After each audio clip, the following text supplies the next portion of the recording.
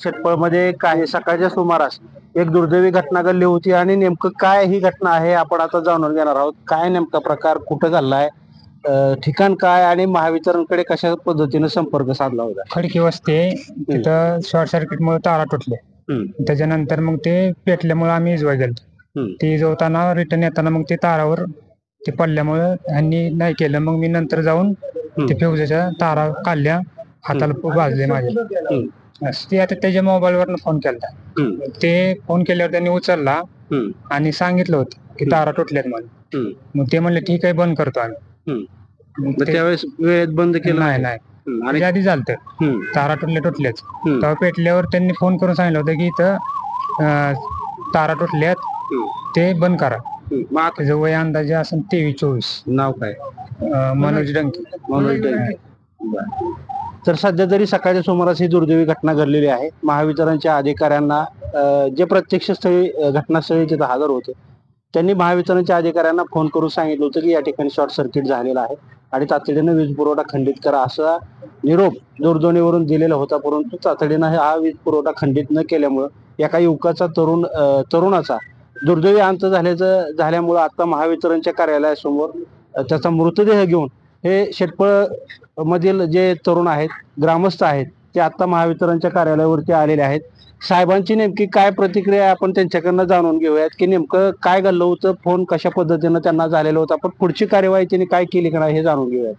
तर खडकी वस्ती इथं या ठिकाणी ही दुर्दैवी घटना घडलेली आहे.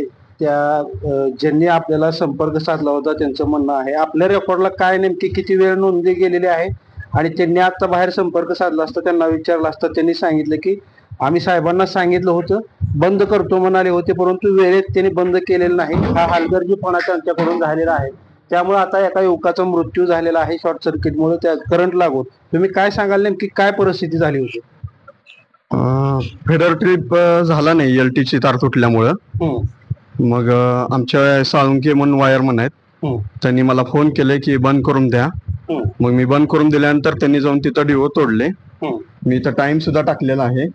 यावेळेत 11 ते 11:27 पर्यंत दरम्यान त्यांना फेडर मी बंद करून दिला होता.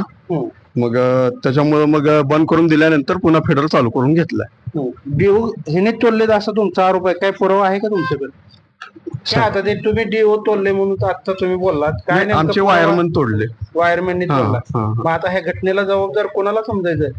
त्यांनी शॉर्ट सर्किट झालेलं विझवायला गेले म्हणून ठरवायचं का महावितरण करून झालेल्या ह्या चुकीमुळे त्या तरुणाचा जीव गेला? नेमकं काय तुमचं आता अंदाज काय तुमचा? याला जबाबदार कोण?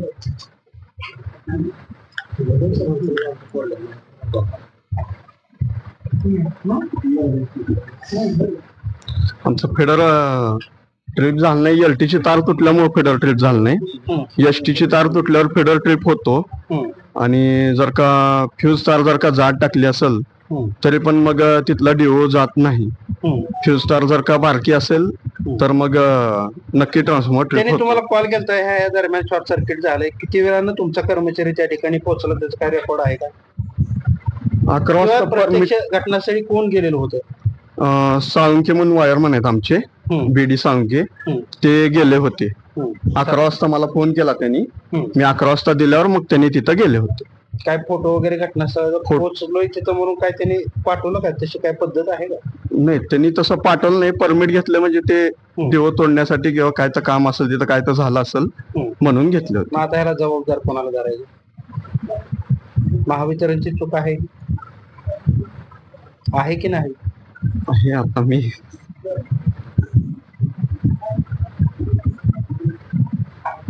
शाखेतील हे जे आहेत ते सध्या तरी आता या गोष्टीवरती मौन बाळगून आहेत.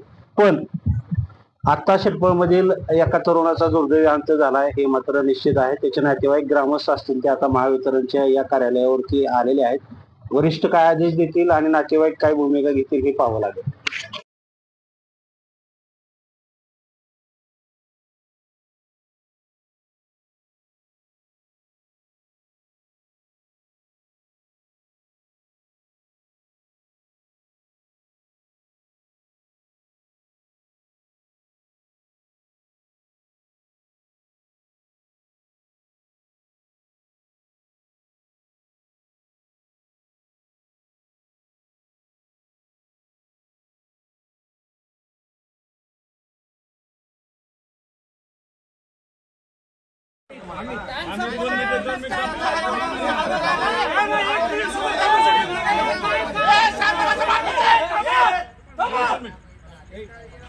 उद्या काय बंद पडलं आणि आज काय झालेलं अभिषेक पाटलाला फोन केला असेल.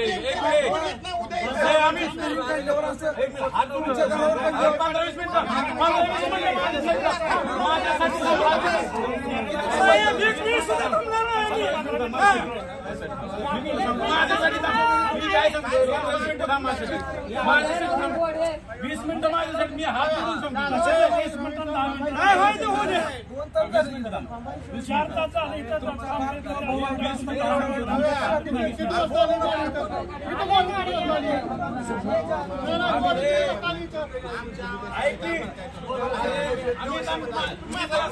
माझ्यासाठी मी हात जोडून सांगतो. लाईट गेली आता. दीड तास झाली इथे येऊन. 10 मिनिटं करत आता 8 वाजले. अजून कोण 8 महिन्याचं पोरग आहे ह्याचं. आणि करून खाते 8 महिन्याचं. आणि टीएमएची वाले खुशाल 3-3दा साहेबा पुढं खोटं बोललेले. साहेबा पुढं 3 वेळा पोलीस आणि पुढं खोटं बोललेले. तरी सुद्धा पाठीशी घालायचा धंदा चालू आहे. एमएची साठी पंचनामा ऑफिसर म्हणला अजिबात येणार नाही, माझा संबंध नाही म्हणला, अजिबात मी येणार नाही. काय धंदे लावले ते सगळे. त्यानं फोन स्विच ऑफ केला त्याच्या अंडर सगळे. तुम्ही जनता दरबार त्यालाच बोलला होता. ते अजून त्यानं स्विच ऑफ केलाय फोन, अजून आलं नाही. सर्क्युलर नुसतं पाठवून दिले ते नाव गाव काय नाही. सर्क्युलर बघून हे करू जागीरदारावर तिथनं सांगतोय. स्विच ऑफ करून बसले. स्विच ऑफ करून बसला आणि इथं घर गरीब आणता आलं तिथून. 16चं सर्क्युलर पाठवलंय.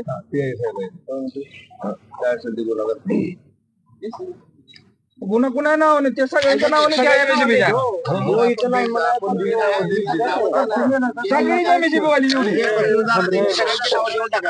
काय ते त्यातील त्याप्रमाणे गुन्हा दाखल करूया आणि एमएससीबीच्या ऑफिसरशी पण बोलले ते पण येत आहेत. कॉम्पेन्सेशन जे आहे ते पण बोलूया. मी पण इथला जो सेक्शनल इंजिनियर आहे ना तो इतका बदमाश आहे. त्या 1 महिन्यापूर्वी मी त्या राठोडला सांगितलं होतं त्याला इथून हाकला म्हणून. त्यांनी एवढी घटना घडल्यानंतर मोबाईल स्विच ऑफ करून पळून गेला तो. असं नाही ना चालणार.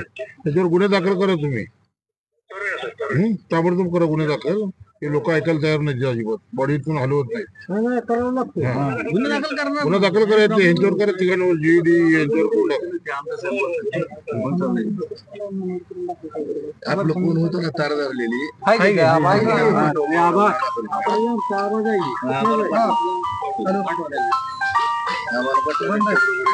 आता गुन्हा होईल दाखल हो, पण हे तर दाखल करायचं बंद असलेलं घ्यायला पोलिटिशियन तयार झाले. जी दोषी आहे त्यांची नाव त्यांना आरोपी इथं जायचं ऑलरेडी. त्यांना घेऊन करून टाका म्हणतो. त्याला आपण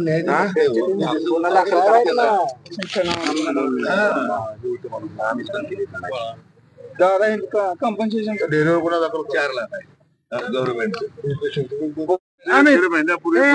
तक्रार केलेली आपली एक मिनिट.